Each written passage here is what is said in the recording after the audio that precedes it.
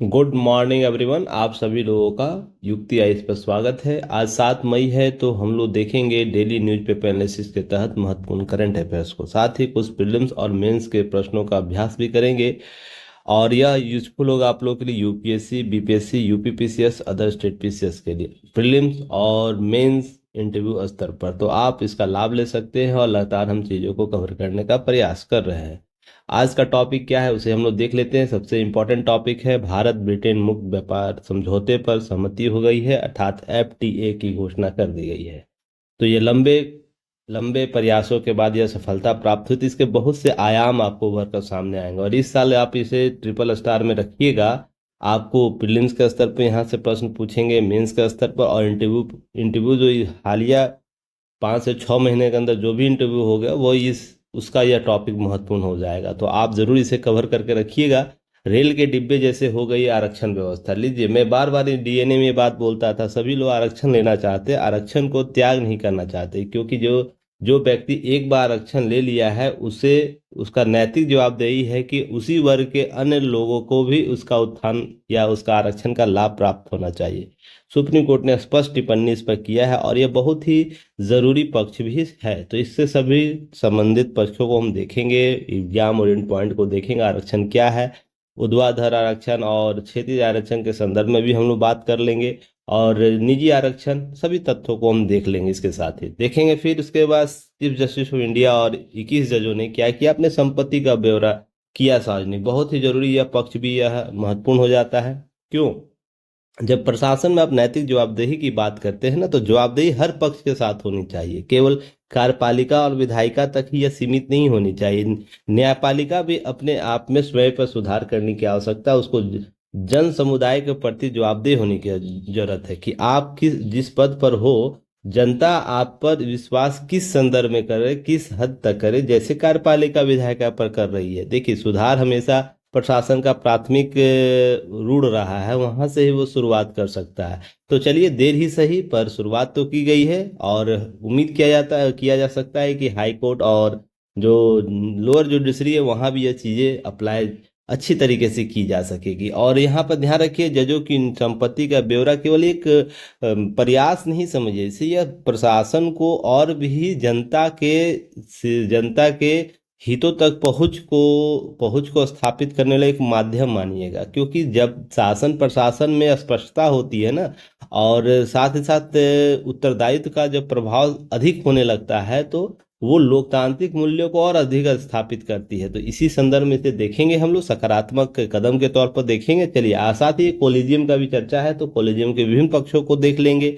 Next topic है 2025 के अंत तक चौथी बड़ी आर्थिकी बन जाएगा भारत। तो इससे संबंधित महत्वपूर्ण पक्षों को देखेंगे, किस तरीके भारत इकोनॉमिकल ग्रोथ कर रहा है, कुछ रेटिंग एजेंसियां उन्होंने भारत के संदर्भ में क्या कहा है, उन सभी पक्षों को देखेंगे।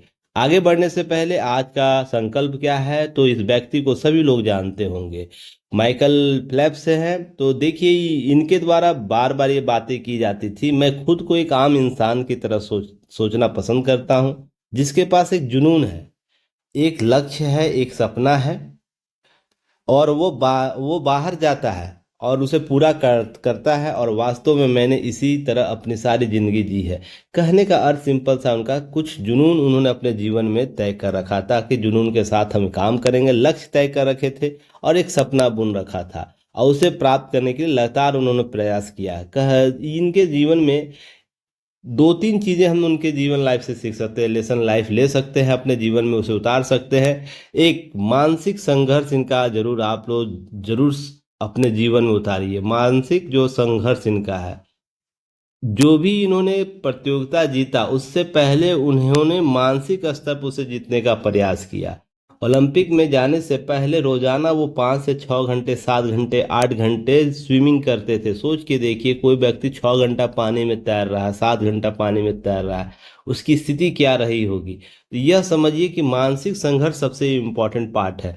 दूसरा आप सीख सकते हैं, अनुशासन बहुत ही अहम हो जाता है। आप अगर सफलता प्राप्त करना चाहते हैं, तो अनुशासन आपके जीवन का प्राथमिक सीढ़ी होनी चाहिए। अगर बिना अनुशासन से अगर चीजें करना करना चाहते हैं, सफलता प्राप्त करना चाहते हैं, तो वो कहीं ना कहीं लेट होगा और आपको ही आपके जालों में बुन के रख देगा वो। इसलिए अनुशासन रखना चाहिए। दृढ़ निश्चय अपने जीवन में जरूर बनाइए कि दृढ़ निश्चय, एक असफलता के बाद जरूरी नहीं है कि आप सब कुछ छोड़ दें।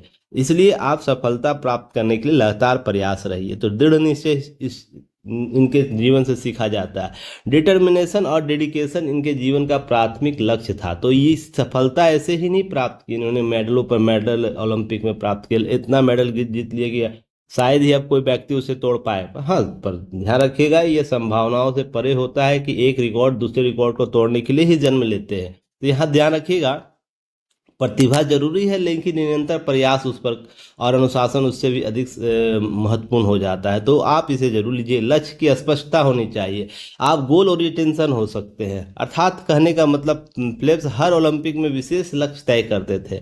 हम अपने रिकॉर्ड्स को ही तोड़ेंगे, तो इसलिए देखे होंगे उनके रिकॉर्ड्स उन्हीं के द्वारा तोड़े गए हैं। तो आप उन्हें कई बार अपने रिकॉर्ड तोड़ते हुए देखेंगे। तो अगर लक्ष्य स्पष्ट हो तो रास्ता आसान हो जाता है। अब यह नहीं कि आप यूपीएससी का गोल बना रखे हैं और आप इस साल तक अन्य चीज़ों में फंसे हुए हैं। हाँ, जरूरी है कि आप सेकेंड प्लान लेके चल सकते हैं, पर सबसे प्राथमिक तौर पर आप अपने गोल को ही अचीव करने का प्रयास कीजिए। आप उसे 1 साल 2 साल जरूर पहले प्योर उसको दीजिए। आप यूपीएससी के स्टूडेंट हो, यूपीपीसीएस के, एमपीपीसीएस के, बीपीएससी के, किसी भी हो, पहले उसको प्राथमिकता दीजिए। उसके बाद आप दूसरे विकल्प पर जाइए, तब जाके स्पष्टता के साथ आप चीजों को प्राप्त कर पाएगा। फिर असफलता से सीखना चाहिए, लर्निंग फ्रॉम द फेल्यूअर्स।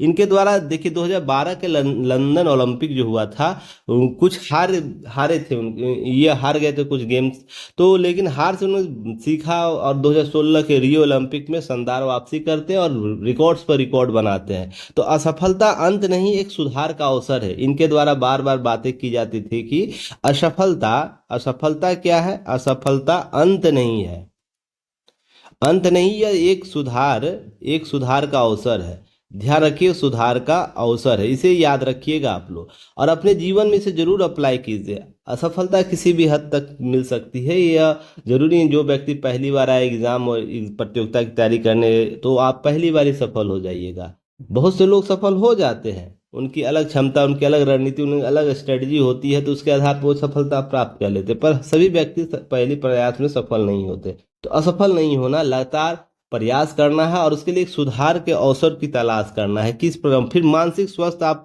क्या रखिए, महत्व को दीजिए। अर्थात किसी भी तरीके से आपका जीवन यापन चल रहा है, मानसिक स्वास्थ्य आपका होना बहुत जरूरी है। रीजन कि आप अपने लक्ष्य को प्राप्त करने में उसे पॉजिटिव इन्हांस के तौर पर यूज कर पाइएगा। तो इम्पोर्टेंस ऑफ मेंटल हेल्थ को आप तवज्जो दीजिए। इस तरीके से आप सफलता के साथ मानसिक संतुलन बनाए रख सकते हैं। और मदद मांगना कमजोरी नहीं, साहस भी है। अगर इसी दौरान अगर किसी से मदद चाहिए तो आप क्या कीजिए, जरूर खुलकर मांगिए। अब देखिए सफलता से जब सफलता प्राप्त होती है ना, उन असफलताओं के दौर में आपके साथ ही बहुत से लोग होते हैं, तो हिजिटेशन नहीं रखना चाहिए। अपने अपने मेंटोर से, अपने दोस्तों से बेझिझक अपनी समस्याएं शेयर करनी चाहिए। किस प्रकार की समस्या झेल रहे हैं, केवल अपने दिमाग में, अपने शरीर के अंदर सारी असफलताओं का है ना दंश नहीं झेलिए, नहीं तो क्या होगा कि एक ज्वालामुखी बन जाए, एक दिन फट जाएगी, समस्या वहां उड़ जाएगी। तो कुल मिलाकर बात है कि आप जीवन के उस पड़ाव पर भी सफल होने के उच्चतम प्रयास की तलाश करिए। क्लियर है? तो इस तरीके से आप चीज़ों को सीख सकते हैं इनसे और खुद से प्रतिस्पर्धा करिए। देखिए मैंने आपको जैकी चैन की भी बात की थी, तो वहां पर भी मैंने बताया था वो खुद से प्रतिस्पर्धा करते थे। जो कंपटीशन करते थे अपने योर सेल्फ से, अर्थात खुद के भावनाओं से, खुद के डिटरमाइन से, खुद के लक्ष्य से वो प्रतिस्पर्धा करते थे। दूसरे से आपकी प्रतिस्पर्धा कम रहती है, सबसे ज्यादा आपसे ही रहती है। अगर मान लीजिए बस असफल हो जाते तो खुद 24 घंटा, कुछ दिन और भी ऐसे होगा, 1 सप्ताह, 2 सप्ताह, 5 महीना, साल भर आप खुद से ही परेशान होते। इसलिए सबसे पहले तो आप खुद से प्रतिस्पर्धा कीजिए, खुद से कंपटीशन बनाइए कि जब हम बेहतर करें, बीते कल के बेहतर बनने की कोशिश करते रहे और अपने असली विजेता खुद बनिए। जब आप सेल्फ मोटिवेट रहिएगा, सेल्फ से लड़ के जीत जाइएगा, तो जमाना जंग ऐसे ही जीत जाइएगा। तो चलिए इसी संकल्प के साथ अपने जीवन की शुरुआत आज कीजिए और उम्मीद करता हूँ ये आपके लिए बहुत ही महत्वपूर्ण रूप से उपयोगी होगा। देखिए ज्ञान देना बहुत बड़ी चीज है, ठीक है ना, उसको बहुत बड़ी चीज़ नहीं है, पर उसे जीवन में इम्प्लीमेंट करना बहुत चीज बड़ी चीज़ हो जाती है।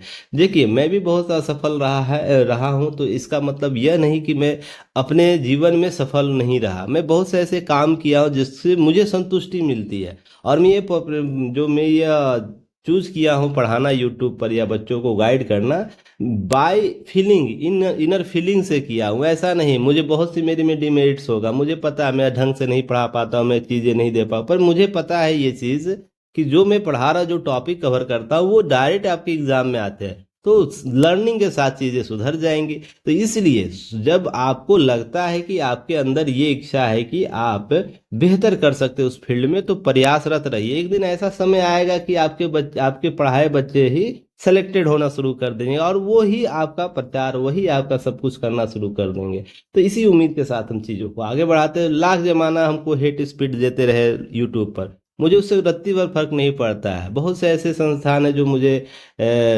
हेट स्पीच की तरह यूज करते हैं, तो मैं एक पार्ट मानता हूँ। चलो कि कोई तो लोग मुझसे एंटरटेन हो रहे हैं, चलिए तो फिर उम्मीद करेंगे इसी संकल्प के साथ आप आगे बढ़िए। चलिए नेक्स्ट बातें करेंगे। आप डीएनए का कोर्स आप परचेज कर सकते हैं प्राइम बैच और बेसिक बैच की तरह, तो आपको इसमें फैसिलिटी दी जाती है, बहुत बहुत बेहतर तरीके से चीज़ों को कवर किया जा रहा है। डीएनए अगर आप करते हैं ना, तो आपका करेंट के साथ साथ आपके बेसिक टॉपिक भी कवर होंगे। यह एक ब्रह्मास्त्र की तरह आप यूज़ कर सकते हैं। आपका बोलने का कला, आपके लिखने की क्षमता, आपका डाटा एनालिसिस करने का तरीका सभी चेंज हो जाएगा। तो आप इसे जरूर परचेज कीजिए, और बहुत बड़ा फी प्राइस नहीं रखा गया, ये आम जीवन आपके दैनिक दैनिक खर्च से भी कम है। आप एक साल में 999 1000 रुपया मात्र फी इसका रखा गया है, और इस पर आपको डेली प्रैक्टिस कराया जाता है। आंसर राइटिंग, प्रीलिम्स और मेंस का भी क्वेश्चन दिया जाता है। मेरे द्वारा मेंटरशिप दिया जाएगा आपको, साथ ही साथ आप इसका लाभ ले सकते हैं, लगातार आंसर राइटिंग कर सकते हैं। तो इस तरीके से लाभ लीजिए। चलिए आगे बात करते हैं आज के टॉपिक पर। उससे पहले लाइक से सब्सक्राइब जरूर कीजिए। युक्ति है इसके हर एक प्लेटफॉर्म पर जुड़ सकते हैं, टेलीग्राम चैनल से जुड़ सकते हैं, यूट्यूब को सब्सक्राइब कीजिए, बेल आइकन दबाइए और अपने दोस्तों तक शेयर कीजिए। टेलीग्राम व्हाट्सएप चैनल को भी आप ज्वाइन कर सकते हैं, वहाँ भी बहुत सी चीज़ें अपडेट की जाती है। इंस्टाग्राम फेसबुक पर है तो आप हमें फॉलो कर सकते हैं।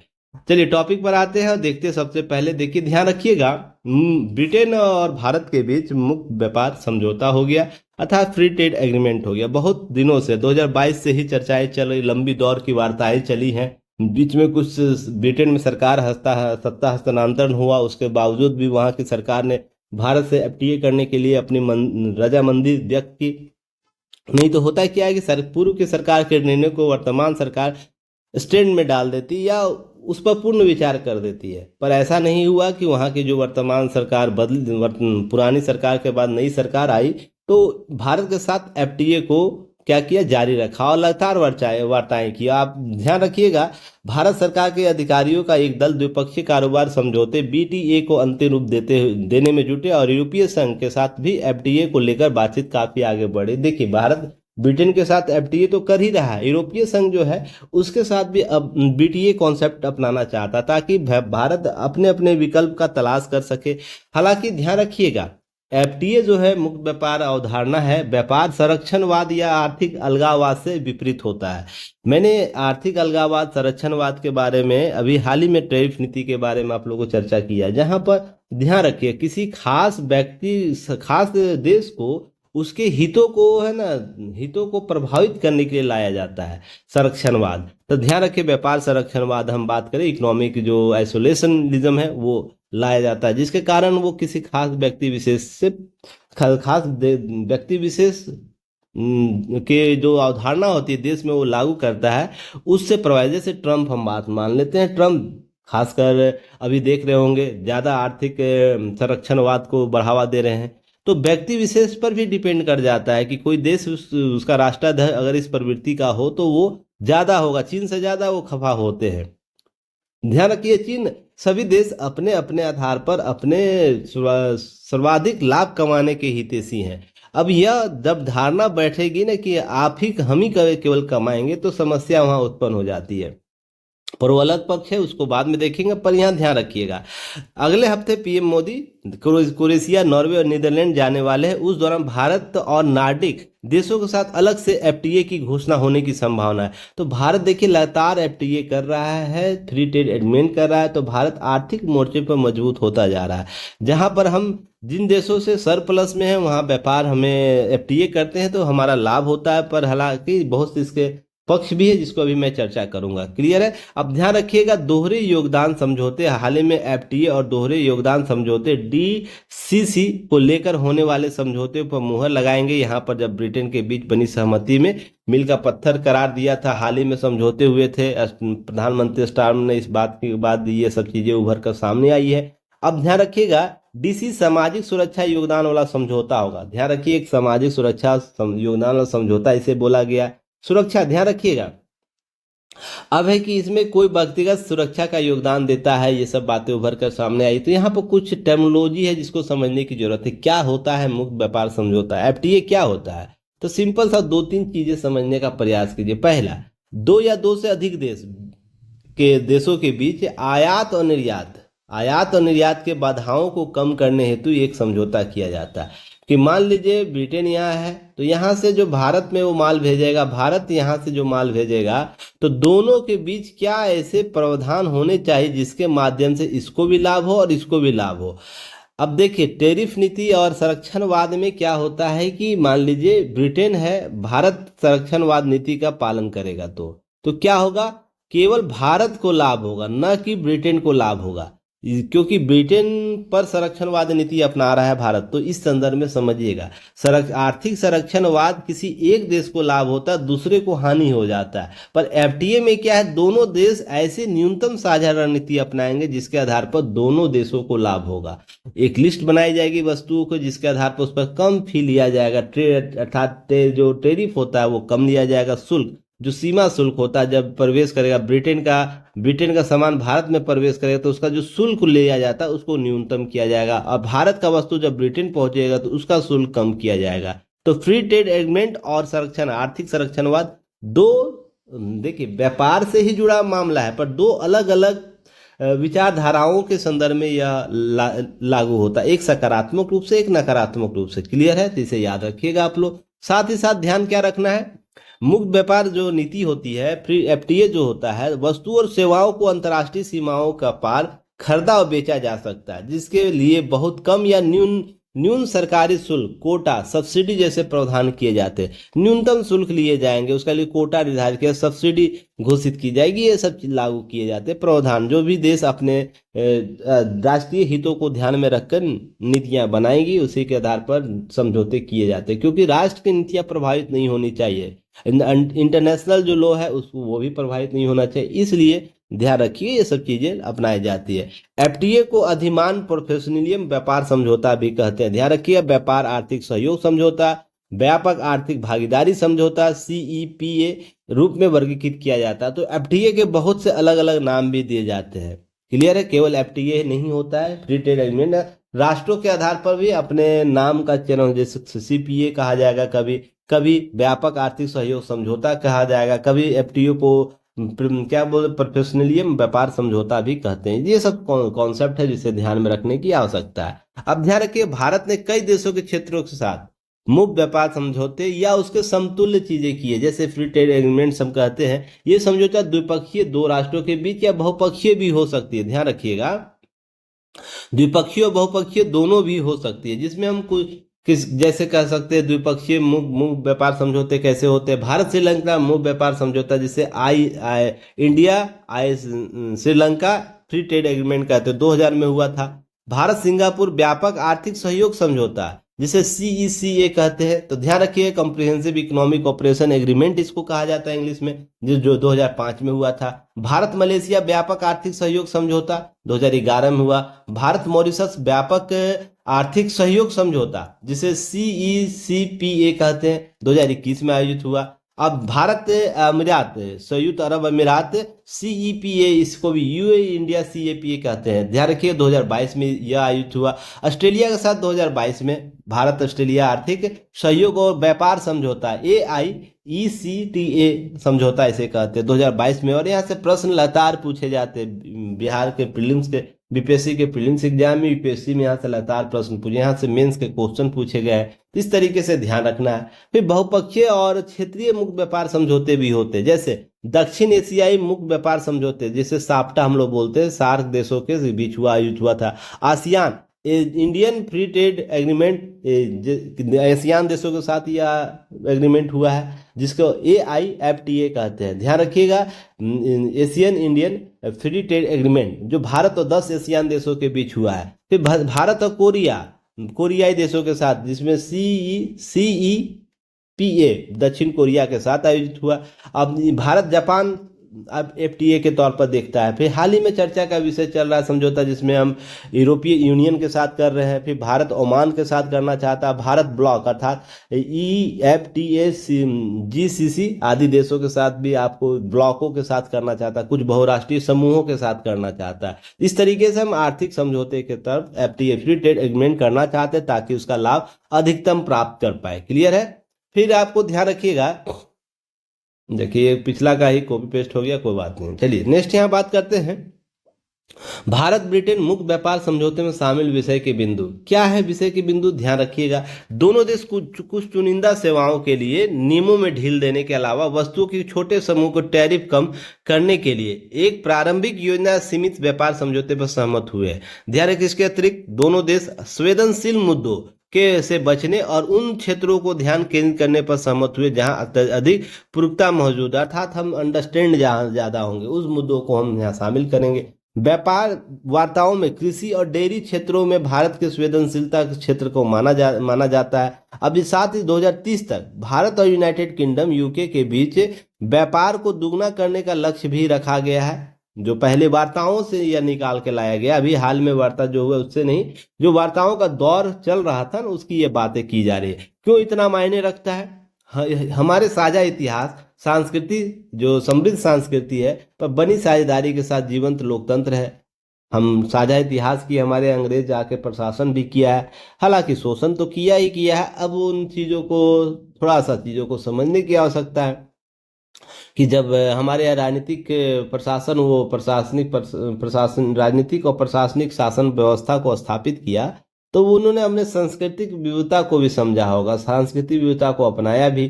तो देखिए किस हद तक अपनाए वो अलग मुद्दा, अलग विषय का चर्चा है, पर ध्यान रखिएगा इससे हमारी समृद्ध सांस्कृतिक विरासत जन्म लेती है।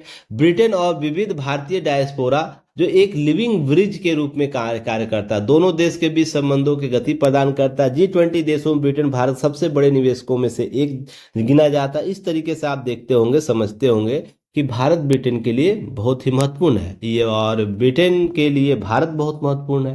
तो यह भी एक महत्वपूर्ण पक्ष है। भारत ब्रिटेन के बीच FTA का महत्व क्या रह जाता है, तो इसे समझिएगा कि गुड्स का निर्यात बढ़ाना है। जो गुड्स हम सामान आयात और निर्यात करेंगे तो उसको बढ़ाने का लक्ष्य तय किए है। भारत की 56 समुद्री इकाइयों को मान्यता के माध्यम से भारत के समुद्री उत्पादों को क्या करना, निर्यात भारी उछाल दर्ज होने की उम्मीद है। वहीं सेवा व्यापार की स्पष्टता, FTA में निश्चितता, पूर्णयोग्यता और पारदर्शिता को यहाँ पर निश्चित किया जाएगा, जिससे क्या उदार और सुविधाजनक और प्रतिस्पर्धी सेवाएं क्रिएट होगी, व्यवस्थाएं बनाया जाएगा। फार्मा पर जो म्यूचुअल रिग्रेशन एग्रीमेंट है, जिसे MRA कहते हैं, अतिरिक्त बाजार पहुंच बनाने में मदद मिलेगी। आयुष और ऑडियो विजुअल सेवाएं सहित ITS जो नर्सिंग, शिक्षा, स्वास्थ्य सेवाएं हैं, उसको भी निर्यात बढ़ाने में काफी संभावनाएं मिलेगी। इस तरीके से लाभ होगा। वहीं भारत के लिए सेवा व्यापार को बढ़ावा देने हेतु वीजा प्रतिबंध एक प्रमुख मुद्दा रहा है, तो इसे भी समाधान के तौर पर देखा जा सकता है। वहीं RCEP से बाहर निकलना, भारत ने नवंबर 2019 में क्षेत्रीय व्यापक आर्थिक भागीदार के तौर पर विकल्प चुना। रीजन उसके पीछे था, भारत लगातार अन्य देशों के साथ द्विपक्षीय बहुपक्षीय आपको व्यापार समझौते कर रहा है, FTA कर रहा है। जहां पर भारत सरप्लस में है, व्यापार अधिशेष में है, वहां पर यह अधिशेष में है, वहां पर लाभ कमाना चाहता है। अब ध्यान रखिएगा, व्यापार लाभ और लाभ कमाता है, पर चीन रिसेप जो है रीजनल कॉम्प्रिहेंसिव इकोनॉमिक पार्टनरशिप, जो क्षेत्रीय व्यापक आर्थिक साझेदारी के एक व्यापक क्षेत्रीय आर्थिक समझौते के तौर पर जाना जाता है 2012 में। ध्यान रखिएगा, जिसका उद्देश्य आसियान और उसके मुक्त व्यापार समझौते एफटीए भागीदार सदस्यों के बीच व्यापारिक विमर्शों और उदार को सरल बनाना था। आसियान 10 देशों सदस्यों में ब्रुनई, आपको कंबोडिया, ये सब देश आते हैं, आपको ध्यान रखिएगा। इसमें एफटीए साझेदार में ऑस्ट्रेलिया, चीन, जापान, न्यूजीलैंड और दक्षिण कोरिया के बीच समझौता हुआ। चीन हमारे साथ सरप्लस में है, अर्थात चीन के साथ हमारा द्विपक्षीय व्यापार हमारे तरफ से घाटे में है, और बहुत लंबा घाटा चौड़ा 80 बिलियन से अधिक घाटे भी देखने को मिलते हैं। ये आंकड़ा हमेशा फ्लक्चुएट करता रहता है, कभी ध्यान रखिएगा। तो यह इसलिए भारत इससे शामिल नहीं होना चाहता। रीजन उसके पीछे चीन क्या करता है, अपने फिर से पुनः उत्पाद को इन आसियान देशों कंट्रियों में भेजकर डमी कंपनी बना के इस कंबोडिया से, ब्रुनई से, मलेशिया से, फिलीपींस से क्या करता है, भारत में वस्तु भेज देता। तो हम तो पहले ही चीन से द्विपक्षीय व्यापार करे थे, इतने घाटे में, तो और फिर एफटीए के माध्यम से करते तो और घाटे में चल जाते। इसलिए भारत इससे आपको अलग रहा है। तो इसके विकल्प के तौर पर भारत अन्य देशों के साथ एफडीए करना शुरू कर दिया, जहां पर भारत सरप्लस में है। तो ध्यान रखिएगा, उसमें ब्रिटेन भी एक स्थान रखता है। तो आपको ध्यान रखिए, पूछ देगा कभी कि भारत किस वजह से एफटीए अन्य देशों के साथ द्विपक्षीय संबंधों के साथ करना चाह रहा है या कर रहा है, तो ध्यान रखिएगा, यह कारण जरूर बताइएगा RCEP का। क्लियर है? तो इससे जरूर आप आगे बढ़ते हुए देखिएगा। अमेरिका, यूरोपीय संघ और यूके के साथ व्यापार सौदे पर नए सिरे से आपको ध्यान केंद्रित कर रहा है। भारत निर्यातकों प्रमुख बाजार है और अपने सोर्सिंग के विविधता को लाने के लिए इच्छुक है। राजनीतिक लाभ भी प्राप्त होगा। यूरोप में एक सुरक्षा सहयोग प्राप्त होगा, जिससे ब्रिटेन और हिंद प्रशांत क्षेत्र के तरफ झुकता हुआ दिख रहा है। जैसे आप देखते होंगे, हर मुद्दे पर आप देखते होंगे ब्रिटेन भी हिंद प्रशांत महासागर में भारत की मान्यता देना चाहता है, जहां भारत एक स्वाभाविक सहयोगी हो सकता है, ऐसी बातें वो बोलता रहता है। तो जैसे ही आर्थिक संबंध हमारे बेहतर होंगे एफटीए के माध्यम से, तो राजनीतिक संबंध भी बेहतर होंगे। कोई भी देश बिना इकोनॉमी नहीं चल सकता। जिस राष्ट्र के जितने बेहतर इकोनॉमिकल संबंध होंगे, उस राष्ट्र के साथ उसके अच्छे संबंध होंगे।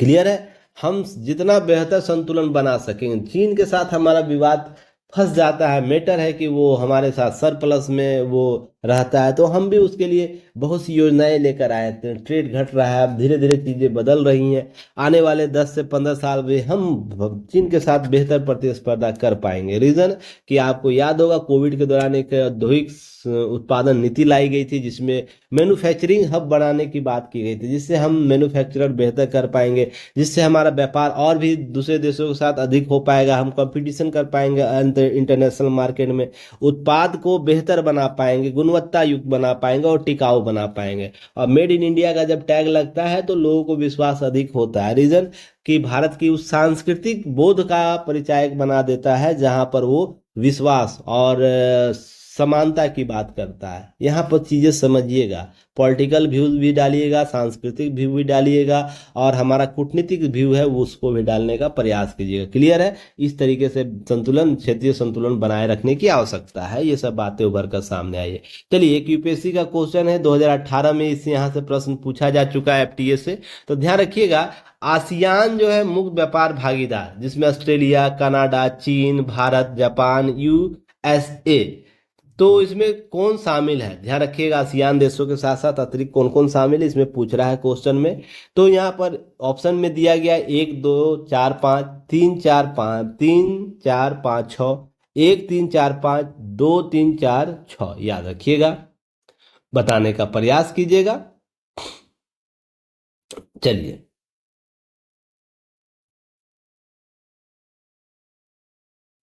आगे बात करते हैं। मेंस का प्रश्न देखिएगा, क्या है, भारत और ब्रिटेन के द्वारा हाल ही में संपन्न मुक्त व्यापार समझौता एफटीए से संबंधित, यहाँ सबसे हटा दीजिएगा, से संबंधित महत्वपूर्ण पहलुओं की चर्चा करें। 250 शब्दों में इसका उत्तर लिखकर अपने ग्रुप में शेयर कर दीजिएगा, ऐप पर या तो व्हाट्सएप ग्रुप पर। जो पेड ग्रुप है उनके बच्चों का कॉपी रिव्यू किया जाता है। इसका मॉडल आंसर आज शाम को आपको शेयर कर दिया जाएगा। आप जब कॉपी भेज दीजिएगा लिख कर, उसके बाद क्लियर है, तो आप वेट करेंगे मॉडल आंसर का। आपकी कॉपी जब आ जाएगी ग्रुप में सभी लोगों का, तब शेयर कर दिया जाएगा। क्लियर है? तो चलिए आगे बात करते हैं। आपके लिए देखिए 70 बीपीएससी 70 जो 71वीं बीपीएससी होने वाली है, जो हम लोग 70वीं बीपीएससी में अधिक अच्छे स्टेटस में जैसे यहाँ गूगल मीट के माध्यम से बच्चों को गाइड किया गया था और उनके लाभ भी प्रीलिम्स का स्तर पर मेंस का स्तर पर देखने को मिला, तो उसी से हम लोग प्रेरित होकर 71वीं बीपीएससी के लिए प्रीलिम्स और मेंस मेंटरशिप प्रोग्राम लेकर आए हैं, जहाँ पर हम लोग करेंट अफेयर्स की क्लासेस भी आप लोग को दे रहे हैं, प्रीलिम्स की चीज़ें कवर कर रहे हैं और मेंस की भी चीज़ें कवर कर रहे हैं। आप लोग को जो सुविधा दी जा रही है वो यहाँ पर आपको एक बेहतर अभ्यर्थी कैंडिडेट बनाएगा, जिससे आप एग्जाम हॉल में कॉन्फिडेंस के साथ जाकर उत्तर लिख पाइएगा। और लगातार हम चीज़ों को कवर कर रहे हैं, डे 1 डे 3, आज हमारा डे 3 प्रोग्राम चल रहा है। तो आप लोग जल्द से जल्द, जो बच्चे इच्छुक हैं जुड़ने का, जुड़ जाइए। तो समय बर्बाद बाद में करने से अच्छा है कि आप समय के साथ चीज़ें करना शुरू कर दीजिए। जल्दी हम लोग मेंस आंसर राइटिंग प्रोग्राम भी लेकर आ रहे हैं, वो अनाउंसमेंट आज हो जाएगा। उससे पहले प्रवाह प्रीलिम्स भी आप लोग के लिए लिया है, जिसमें हम लोग प्रीलिम्स टेस्ट आप लोग के लिए आयोजित करेंगे, जिसमें 25 टेस्ट होगा। आपको टोटल 25 टेस्ट होगा, जिसमें सेक्शनल 14 होगा, PYQ 2 होगा, फुल लेंथ 9 होगा। तो और साथ में ध्यान रखिएगा, इसका मात्र फी रखा गया 499 ऑनलाइन मोड पर होगा। आपको इसके साथ साथ PDF भी दिया जाएगा, मॉडल आंसर भी दिया जाएगा। क्लियर है? तो चलिए हम इस पर बात कर लेंगे और ध्यान रखेंगे चीज़ों को कवर करने का।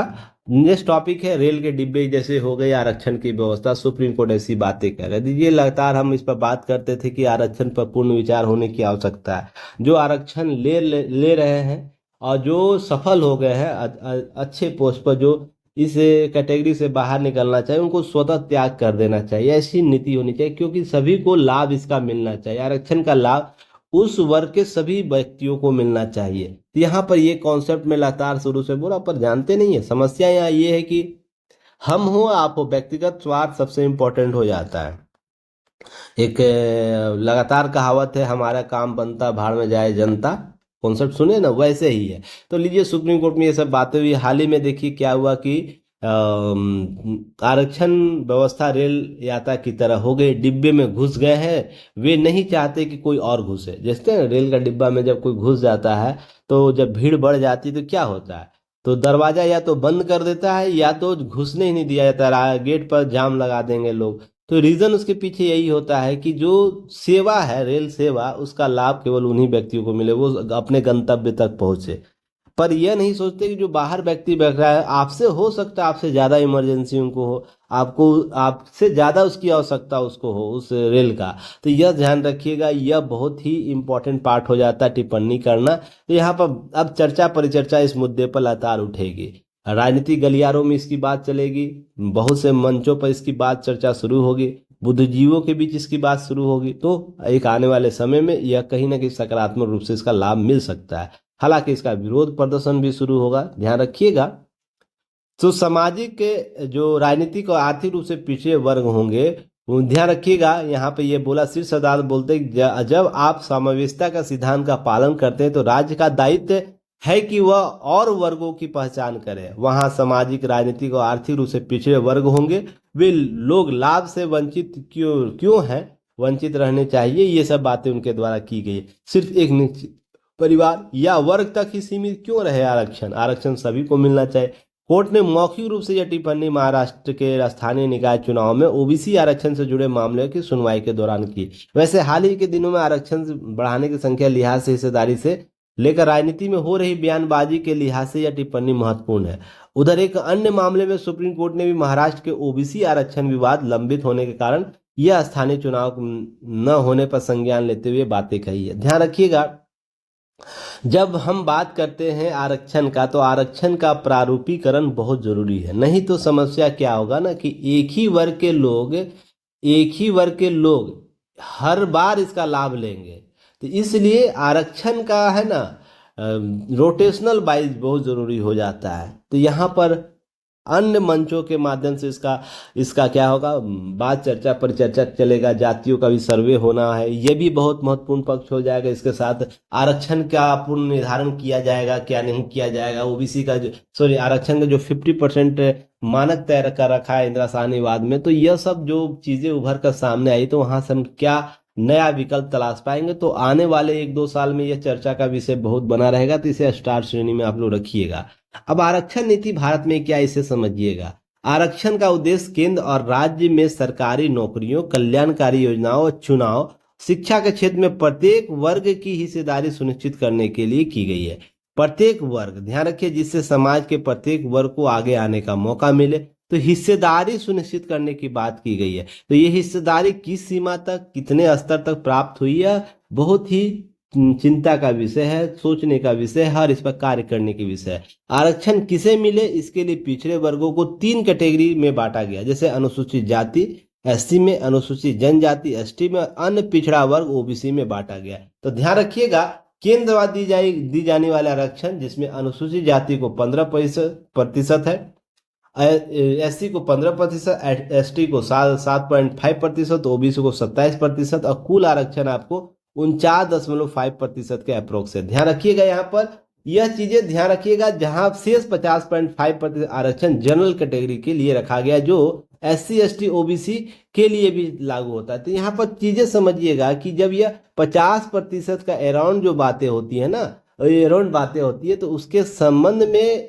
केसेज आई हैं, जिस पर हमको चर्चा बहुत जरूरी है करना। जहां पर हम बात करते हैं मंडल आयोग रिपोर्ट की बात करते हैं, उसके बाद सुप्रीम कोर्ट में बहुत सी चर्चाएं जाती है, चर्चा परिचर्चा होने के बाद वर्तमान आरक्षण नीति आती है। उससे पहले संवैधानिक प्रावधान क्या कहता है, इसे समझ लीजिए। जैसे भारतीय संविधान कई प्रावधानों का माध्यम, जिसे आवागमन और की स्वतंत्रता देता है, इसके परिणाम से भारत में रोजगार की गारंटी देता है। तो आरक्षण के मुद्दे में जो 14 का जो अनुच्छेद 14 है, वो बोलता है प्रत्येक व्यक्ति समानता के अधिकार प्रदान करता है। तो यहाँ पर ध्यान रखिए, समानता, आर्टिकल 14 समानता के अधिकार की बात करता है, पर युक्ति प्रबंधन में आपको याद रखना है, आरक्षण व्यक्ति को समानता तक पहुंच स्थापित करने के मार्ग भी बोलता है। ध्यान रखिए, केवल आरक्षण है विकल्प लोगों में असमान स्थिति नहीं लाता, वो समानता तक पहुंच स्थापित करने के एक मार्ग भी बताता है। तो यह ध्यान रखिए, समानता को वैसे समझना, आरक्षण को वैसे समझना है कि यह समानता तक पहुंच स्थापित करने का मार्ग भी है। तो यहां ध्यान रखिएगा, अनुच्छेद 15 जन्म स्थान के आधार पर भेदभाव के विरुद्ध है। तो भेदभाव किसी प्रकार से नहीं होगा। तो यह भी एक मुद्दा है कि हम जो भेदभाव हो रहा था उसको कम करने के लिए हम आरक्षण के प्रावधानों को युक्ति प्रबंधन के साथ जोड़ के देखें। और अनुच्छेद 16 सार्वजनिक रोजगार और जन्म आधारित भेदभाव नहीं होने की गारंटी देता है। तो यह भी एक मामला है जहां पर हम संविधान हमारा बोलता है कि भेदभाव नहीं होगा। तो भेदभाव जो हो रहा था पहले, तो वैसे वर्गों को, वैसे लोगों को वर्तमान समय में सहचरी बनाने की आवश्यकता है। अनुच्छेद 19 सुनिश्चित करता है कि नागरिक संपूर्ण भारत की स्वतंत्र रूप से विचरण करे। तो ऐसी स्थिति में भी चीजें सामने आती है जहां पर हम समानता की बात करते हैं। अब मंडल आयोग याद रखिए, 1980 के दशक में मंडल आयोग रिपोर्ट पेश करता है, तत्कालीन कोटा को बदलाव करते 22% बढ़ाकर 49.5% करने की सिफारिश की। और 1990 में मंडल आयोग की सिफारिशों को विश्वनाथ प्रताप सिंह के द्वारा सरकारी नौकरियों में लागू कर दिया गया। पुनः 2006 तक पिछड़ी जातियों की सूची में जातियों की संख्या 2297 तक पहुंच गई थी। मंडल आयोग द्वारा के समुदाय सूची में 60% की वृद्धि हुई। तो ध्यान रखिएगा, पहले जब नहीं आकलन किया गया था तो अनिश्चित आंकड़े आते थे, जिसके आधार पर आरक्षण ढंग से नहीं मिल पाता था। एक ही वर्ग, इस ओबीसी के एक ही लोग उसका लाभ ले पा रहे थे। यहाँ पर आरक्षण, जब मंडल कमीशन आता है तो वर्गीकरण होता है, आरक्षण की नीतियां लागू होती है। क्या है वर्तमान में आरक्षण की नीति, ध्यान रखिएगा। महाराष्ट्र में शिक्षा, सरकारी नौकरियों में मराठा समुदाय को 16% और मुसलमानों को 50% अतिरिक्त आरक्षण दिया जाता है। वहीं तमिलनाडु में 69% आरक्षण लागू किया गया। क्यों यह हो जाता है? क्षैतिज और ऊर्ध्वाधर आरक्षण लागू है हमारे देश में, जिसके आधार पर ये चीजें उभर कर सामने। महाराष्ट्र 52%, मध्य प्रदेश कुल 50% आरक्षण लागू किया है। झारखंड सरकारी नौकरी में 77% आरक्षण नीति को लागू करता है। राज्यों द्वारा अतिरिक्त आरक्षण दिया जाता है। बिहार देश का पहला राज्य बना जहां निजी कंपनियों को भी आरक्षण के दायरे में ला दिया गया। अब ध्यान रखिएगा, एक विकल्प आता है निजी सेवाओं में भी आरक्षण देनी चाहिए।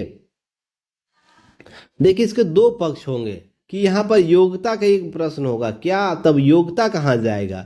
योग्यता, आरक्षण जरूरी नहीं जो व्यक्ति आरक्षण ले रहा है उसमें पूर्ण योग्यता, और यह भी जरूरी नहीं है कि जिनको योग्यता वो आरक्षण से, जिनमें योग्यता है वो उसको आरक्षण के कारण रोक दिया जाए। ये भी पक्ष आपको समझना होगा। और निजी सार्वजनिक क्षेत्रों में हम बात करें तो सरकार क्या सार्वजनिक के साथ साथ निजी हितों में भी आप अपना आरक्षण की नीति लागू करें। तो देखिए, कॉन्सेप्ट पढ़ते होंगे, CSR, कॉर्पोरेट सोशल रिस्पॉन्सिबिलिटी आप पढ़ते होंगे। तो इसका अर्थ, मौलिक रूप से अर्थ यह है ना कि आप अगर सक्षम है तो सोशल रिस्पॉन्सिबिलिटी उठाने की आवश्यकता है। सोशल रिस्पॉन्सिबिलिटी उठाने की आवश्यकता है, अर्थात सार्वजनिक रूप से आप है ना रिस्पॉन्सिबिलिटी उठाइए। आप अगर सक्षम है तो निजी कंपनियों के बारे में बात हो रही है। केवल आर्थिक रूप से यह नहीं हो सकता है, यह सामाजिक रूप से भी हो सकता है। आप सामाजिक रूप से उत्थान करने के लिए समाज के उन लोगों को भी आप क्या कर सकते हैं, उत्थान की नीति के तहत अपने यहाँ काम दे सकते हैं। तो काम देते वक्त ध्यान रखिएगा कि केवल उन वर्गों को नहीं होना चाहिए जो पहले से ही क्या है, लाभ ले रहे हैं या पहले से ही संपन्न है। दूसरे शब्दों में समझिएगा, पहले से ही संपन्न। यह बिल्कुल भी तर्क से परे रखिएगा कि जो संपन्न समुदाय है वो उसमें पिछड़े लोग नहीं है, उसमें कमजोर लोग नहीं या आर्थिक रूप से कमजोर व्यक्ति नहीं है, उसमें भी है। पर ध्यान रखिए, जो कमजोर शुरू से रहे हैं उसमें बहुत से ऐसे लोग हैं जो अभी भी कमजोर हैं। उसमें भी बहुत से लोग हुए संपन्न हुए हैं, पर वही तो सुप्रीम कोर्ट बोल रहा है, जो संपन्न हो गए भाई तुम तो छोड़ दो अब कम से कम आरक्षण। अपने अपने लोगों में जो अभी तक नहीं संपन्न हुए उनको संपन्न करने का एक मार्ग दे दो। तो यहाँ पर दोनों कॉन्सेप्ट आपको ध्यान में रखने हैं कि दोनों तरीके के काम करते हैं। जो संपन्न वर्ग है उसमें पिछड़े लोग हैं, और जो पिछड़े लोग हैं उसमें संपन्न लोग भी हैं। तो दोनों को यहाँ संतुलन बनाने की आवश्यकता। तो निजी दायित्व तो यह बनाता है कि आप आरक्षण जब दोगे तो आपके पास सीटें ज़्यादा है, संख्या ज़्यादा है, जॉब्स नेचर ज़्यादा है, तो आप अधिक से अधिक लोगों को क्या कर पाओगे, उस वर्ग का है ना हित कर पाओगे। सरकार के पास लिमिटेड सीट है, वो हर व्यक्ति तक पहुंच स्थापित नहीं करा पाता है। तो यहाँ पर निजी सहभागिता CSR के कॉन्सेप्ट में अधिक लाभ दे सकता है। तो हमें कॉन्सेप्ट समझने की आवश्यकता है, कॉन्सेप्ट बदलने की आवश्यकता है, और निजी दायित्व को और भी बेहतर करने की आवश्यकता है। अब यहाँ पर एक प्रश्न दिमाग में चल रहा हो, तो क्या सर कि आरक्षण के जब हम वहाँ दे देंगे तो योग्यता का क्या सवाल, योग्यता फिर क्या मायने रखेगा? तो देखिए, योग्यता किसी का बपोती नहीं होता है। योग्यता हर व्यक्ति अपने कार्य क्षमता के आधार पर डेवलप कर सकता है। तो आप पहले उनको स्थान दे दो, स्थान देने के बाद उनको योग्यता स्वयं डेवलप करने लगेंगे। ऐसा नहीं है कि जब हम केवल इसकी बात करते हैं ना, योग्यता किसी की बपोती समझ लेंगे तब समस्या हो जाएगी। अब कोई भी व्यक्ति योग बन सकता है, उसके लिए वो लगातार प्रयासरत रहेगा। एक रिव्यू टीम बना दीजिएगा, जो अधिक योग होंगे उनको अलग, और जो कम योग होंगे उनके लिए अलग व्यवस्था की जा सकती है। या बाद में नहीं अपना परफॉर्मेंस कर पाएंगे उसको हटा दीजिए, उनका दूसरा विकल्प दीजिए। पर वहां पर यह माध्यम कभी मत लगाइएगा योग्यता के आधार पर ही केवल आरक्षण का मुद्दा आपको निजी क्षेत्र में होनी चाहिए। पहले उनको स्थान देने दो, स्थान देने के बाद सीखने दो, सीखने के बाद एक टर्म कंडीशन लगा दो कि हाँ 5 साल 10 साल के बाद आपका रिव्यू किया जाएगा। अगर आप बेहतर होंगे, आप योग्यता क्रिएट कर लेंगे, जो डिमांड्स कंपनी का इस क्षेत्र का डिमांड अगर उसको पूरा कर ले तो आपको अलग से स्थान दिया जाएगा। इसे समझने का प्रयास कीजिएगा। अब ऊर्ध्वाधर आरक्षण क्या होता है, सभी देखिए ध्यान रखिएगा। इंदिरा साहनी वाद जो हुआ था 1992 में, उच्चतम न्यायालय ने पीठ ने माना कि आरक्षण 2 प्रकार से होंगे, एक होगा ऊर्ध्वाधर, एक क्षैतिज आरक्षण होगा, वर्टिकल और हॉरिजॉन्टल आरक्षण होगा। भारत 2 प्रकार के आरक्षण की व्यवस्था कर देता है। 16(4) के तहत अनुसूचित जातियों, अनुसूचित जनजातियों और अन्य पिछड़े वर्ग को पक्ष में जो आरक्षण है ऊर्ध्वाधर आरक्षण के श्रेणी में कहा। और जबकि अनुच्छेद 16 का खंड 2 जो है के तहत शारीरिक रूप से विकलांगों के पक्ष में आरक्षण का जो क्षैतिज हॉरिजॉन्टल का, अर्थात उसमें भी आपको एक वर्ग है, मान लीजिए कोई अनुसूचित जाति, अनुसूचित जनजाति और OBC का है, उसमें अगर कोई विकलांग है तो उसको अलग से आरक्षण दिया जाएगा। ऐसा नहीं कि तुम उसी में शामिल कर देना है, क्लियर है, उसको अलग से आरक्षण दो। इसलिए ध्यान रखिएगा, आरक्षण 2 प्रकार के, हॉरिजॉन्टल और वर्टिकल हमारे यहाँ आरक्षण है। और एक इंटरलॉकिंग आरक्षण, ध्यान रखिए यह क्या होता है, ये क्षैतिज आरक्षण ऊर्ध्वाधर आरक्षण कटौती करते हैं, जिनमें इंटरलॉक आरक्षण कहा जाता है। ध्यान रखिएगा, यदि 3% रिक्तियां शारीरिक रूप से विकलांग व्यक्तियों के पक्ष में अतिरिक्त है तो यह आरक्षण 16(2) खंड से संबंधित होगा। इस कोटे के तहत चुने गए व्यक्तियों को यदि वह अनुसूचित जाति श्रेणी से संबंधित है तो उसे आवश्यक समायोजन करके उस कोटे में रखा जाएगा। इसी प्रकार वह खुली प्रतियोगिता, ओपन कंपटीशन देता है कि श्रेणी से संबंधित है तो ध्यान रखें उसे आवश्यकता समायोजन करने से उस श्रेणी में रखा जाएगा। अर्थात तो ध्यान रखिएगा, यहाँ पर जो खुली प्रतियोगिता कर जाता है उसके आधार पर उसे समायोजन किया है, जैसी स्थिति वैसी स्थिति के अनुसार इसका समायोजन किया जाएगा। तो इंटरलॉकिंग आरक्षण भी समझने का प्रयास कीजिएगा। वही बात ऊर्ध्वाधर और क्षैतिज आरक्षण को अलग से लिख दिए, तो यहाँ पर देखने की आवश्यकता, आप लोग देख लीजिएगा। अब एक प्रश्न देखिए, पदोन्नति में आरक्षण संबंधित आरक्षण संविधान के किस अनुच्छेद के अंतर्गत आता है? यह एसएससी अभी हाल ही में 2024 में इसका एग्जाम वहां प्रश्न पूछा, 14(4)(a) के तहत, 15(3)(b) के तहत, 16(4)(a) के तहत, 19(2) के तहत। तो ध्यान रखिएगा, ये सब मुद्दा है जिसको आप लोग को, अब पदोन्नति में आरक्षण, क्रीमी लेयर का मुद्दा, ये सब मैंने मेंस के पॉलिटी में पढ़ाता हूं, तो उससे आप लोग जरूर बैच को ज्वाइन कर सकते हैं, लाभ ले सकते हैं और बेहतर तरीके से चीजों को कवर करूंगा। ध्यान रखिएगा, चीफ जस्टिस इंडिया और 21 जजों ने संपत्ति ब्यौरा किया सार्वजनिक, ये बहुत ही महत्वपूर्ण है।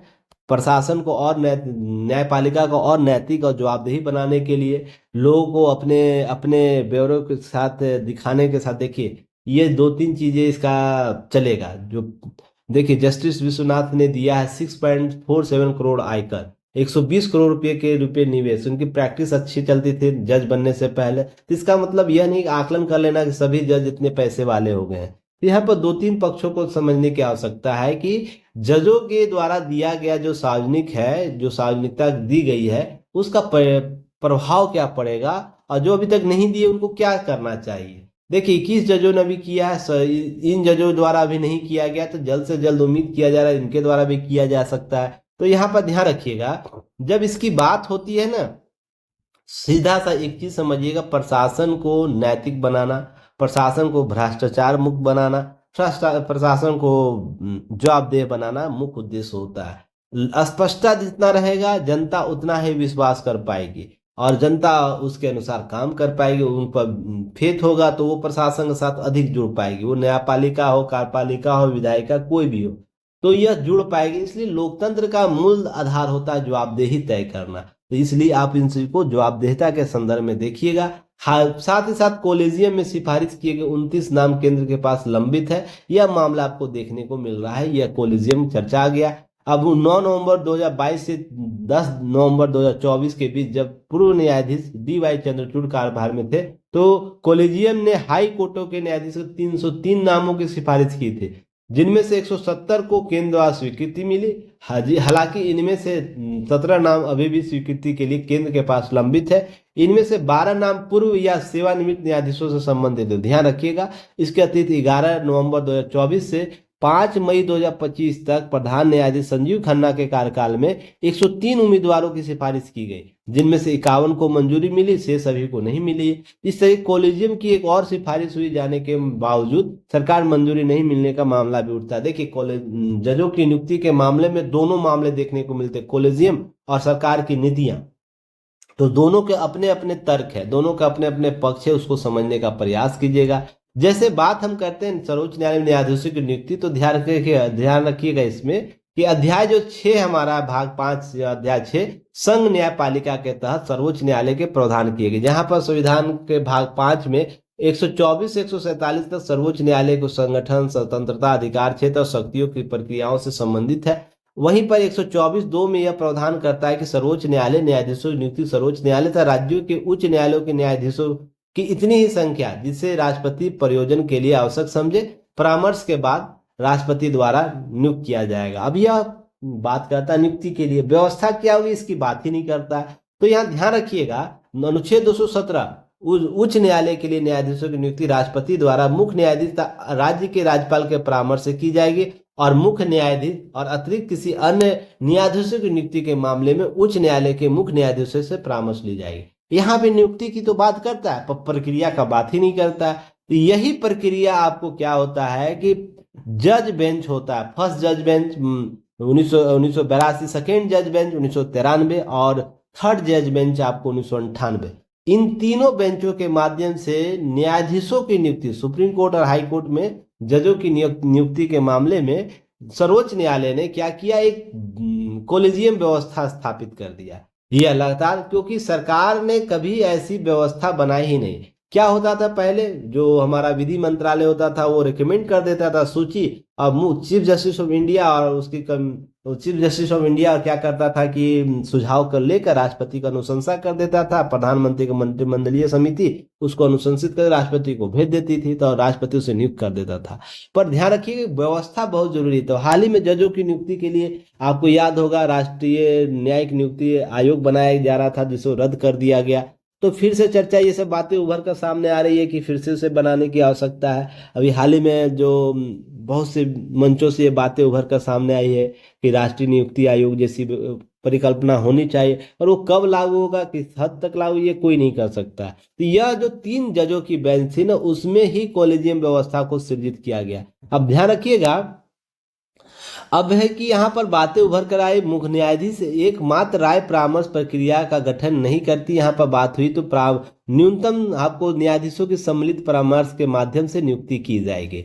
अब यहाँ पर है कि 2 चीजें ध्यान रखिएगा, इसमें उच्चतम न्यायालय के 4 वरिष्ठ न्यायाधीशों का एक कोलिजियम परामर्श करना चाहिए। यदि 2 न्यायाधीश विपरीत राय रखते तो उसमें सरकार की नियुक्ति की सिफारिश नहीं भेजनी चाहिए। यहाँ पर 4 व्यक्तियों की बात की गई, अगर 4 में से 2 व्यक्ति अगर उस लिस्ट के लिए, जो लिस्ट भेजा जा रहा है नियुक्ति के लिए, जजों की नियुक्ति के लिए, अगर 2 व्यक्ति, 4 में से 2 व्यक्ति अगर रजामंदी नहीं देता है, सहमति नहीं देता है, तो उसे इस कॉलेजियम जो बनाया जा रहा है उस चार वरिष्ठतम नागरिकों का, उस सूची को नहीं भेजनी चाहिए, उस लिस्ट को नहीं भेजनी चाहिए। कहने का मतलब है कि उस लिस्ट में से उस व्यक्ति का नाम हटा देना चाहिए जिसके बारे में राय नहीं रखी जा रही है। यहाँ पर सामूहिक बहुमत की बात हो रही है।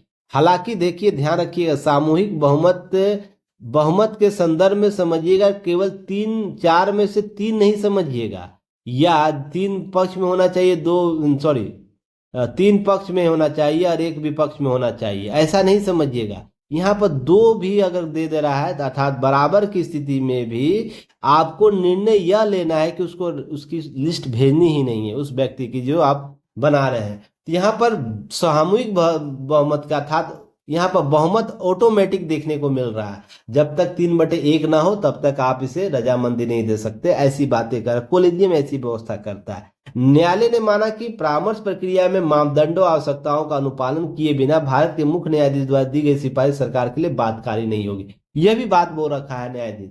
पर ध्यान रखिएगा, ये कॉलेजियम व्यवस्था के तहत जब भेजी जाती है, सरकार अपने तरफ से भी कुछ चीजें करती है, उनकी नियुक्ति प्रक्रिया में लेट लपेटी लगती, तो सरकार को भी चाहिए कि समय प्रबंधन करे और जजों की नियुक्ति जल्द से ताकि केस, अभी हाल ही में याद होगा जब 75वीं वर्षगांठ मना रहा था तो अतिरिक्त पीठों की स्थापना की बात कर रहा, तो वो भी प्रक्रिया सब चल रही है। तो ध्यान रखिएगा, ये सब चीजें हम सुधार कर रहे हैं। अब कॉलेजियम प्रणाली में ध्यान रखिएगा कि वह न्यायाधीश की नियुक्ति स्थानांतरण प्रणाली और सर्वोच्च न्यायालय के निर्णयों के माध्यम से विकसित हुई है, न कि संसद के अधिनियमों और संविधान के प्रावधानों से। तो यह संसादी जो न्यायिक व्यवस्थाओं के तहत सृजित हुई है। यह सर्वोच्च न्यायालय कॉलेजियम को नेतृत्व मुख्य न्यायाधीश द्वारा दी जाती है और इसके न्यायालय के 4 अन्य वरिष्ठतम न्यायाधीश शामिल कर लिए जाते हैं। उच्च न्यायालय के नेतृत्व के मुख्य न्यायाधीश और उच्च न्यायालय के 4 अन्य वरिष्ठतम न्यायाधीश करते हैं। ध्यान रखिएगा, कुल यहाँ पर 1993 में सर्वोच्च न्यायालय के 2 फैसलों के बाद यह व्यवस्था बनाई गई कि 1998 में इसी तरीके उच्च न्यायालयों के जजों की नियुक्ति होती है। अब सर्वोच्च न्यायालय और उच्च न्यायालय के जजों की नियुक्ति तबादलों का फैसला भी कॉलेजियम ही करता है। उच्च न्यायालयों के कौन से जज पदोन्नत होंगे और उसके लिए भी सर्वोच्च न्यायालय जाएंगे, तो यह फैसला कॉलेजियम ही करता है। कॉलेजियम की सिफारिशें प्रधानमंत्री राष्ट्रपति को भेजी जाती है, उनकी मंजूरी मिलने के बाद नियुक्ति की जाती है। सब फैक्ट आपको याद रखना है। इससे संबंधित एक प्रश्न बना लेना है, जैसे भारत के संविधान में 44वें संशोधन में प्रधानमंत्री को चुनाव को न्यायिक समीक्षा से परे रखना एक अनुच्छेद पेश करता है। भारत के सर्वोच्च न्यायालय न्यायपालिका की स्वतंत्रता का उल्लंघन के रूप में भारत के संविधान ने 99वें संविधान संशोधन को क्या कर दिया था, रद्द कर दिया। इनमें से कौन सा सही है? केवल एक सही है, केवल 2 सही है, केवल दोनों सही है, और ना तो एक सही है ना ही 2 सही है। बताइएगा कौन सा कथन सही है, कमेंट सेक्शन में बता दीजिएगा। चलिए आगे हम बढ़ते हैं और लास्ट टॉपिक अभी होगा 2025 के अंत तक चौथी बड़ी अर्थव्यवस्था बन जाएगा भारत। तो यहाँ पर $4.187 ट्रिलियन हो जाएगी जीडीपी, जापान के पछाड़ कर साल के अंत तक। तो यहाँ पर 2008 में 28 में जर्मनी पीछे छोड़ तीसरी बड़ी अर्थव्यवस्था बन जाएगा भारत।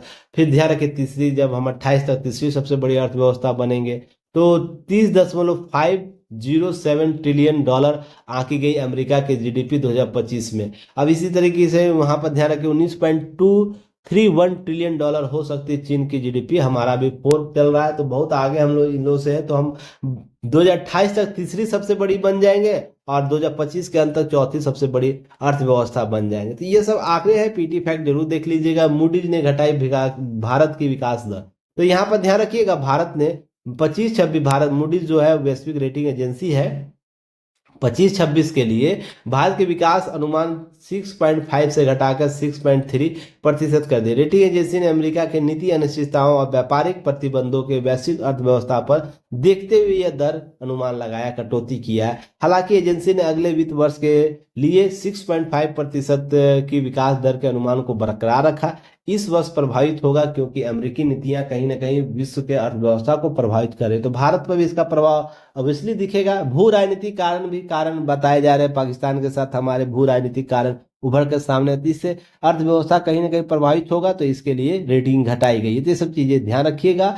अब है ध्यान रखिएगा इसके अतिरिक्त निवेशक और व्यवसायों को लागत बढ़ने की संभावना है, क्योंकि ये निवेशक विस्तार और वस्तुओं के स्रोत का फैसला करते समय के लिए भू राजनीतिक हालातों से ध्यान में रखकर ये सब चीजें की गई है। रेटिंग एजेंसी घटाई, रेटिंग एजेंसी घटाने से देखिए उसके सकारात्मक और नकारात्मक प्रभाव देखने को मिलते हैं। रेटिंग किस आधार पर घटाई गई, इस यह बहुत महत्वपूर्ण है। अगर भू राजनीतिक कारण है और साथ ही साथ वैश्विक प्रभाव है तो उतना अधिक उस देश पर प्रभाव नहीं पड़ता, नेगेटिव प्रभाव नहीं पड़ता। पर रेटिंग घटाई जा रही है उसकी इकोनॉमिक नीतियों के कारण, किसी देश की इकोनॉमिक नीतियों के कारण, तो उस देश पर उसका बहुत प्रभाव पड़ेगा। पैसे वापस लेने लगेंगे निवेशक, इस तरीके से बाजार में उथल पुथल हो जाएगा, लोग उसका डिमांड उसके मार्केट का नहीं करेंगे। तो इसके कारण यह भी बहुत जरूरी हो जाता है कि उस देश के रेटिंग एजेंसियां जो घटा रही है दर, कारण क्या है। तो कारण ये भू राजनीतिक और वैश्विक प्रतिस्पर्धा का दौर से प्रभावित हो रहा, तो उतना अधिक प्रभाव नहीं बैठे, पैसा यहाँ रहेगा, पर ध्यान रखिएगा वो कम रूप से लेन देन होगी। तो यही एक मुद्दा है जिसको समझने की आवश्यकता है। और ये पीटी फैक्ट आप लोग इसे कवर कर लिए। चलिए फिर मिलते हैं हम लोग। उम्मीद करता हूँ बहुत से टॉपिक कवर किए गए हैं और आप इसका लाभ ले रहे होंगे। और इसका मेंस आंसर राइटिंग आप लोग प्लीज आप लोग लिखिए और इसका मॉडल आंसर आपको आज मिल जाएगा। साथ ही साथ PYQ का उत्तर भी देने का प्रयास कीजिए और लगातार सभी बच्चे एक्टिव हो जाइए। अब एग्जाम 71वीं सर पर आने को है, जल्द ही इसका नोटिफिकेशन आपको मिल जाएगा और आप लोग इसके लिए सीरियस होकर काम कीजिए। आप अधिकतम लाभ लेना है ना, तो अधिकतम जुड़ने का प्रयास कीजिए। चलिए धन्यवाद, जय हिंद।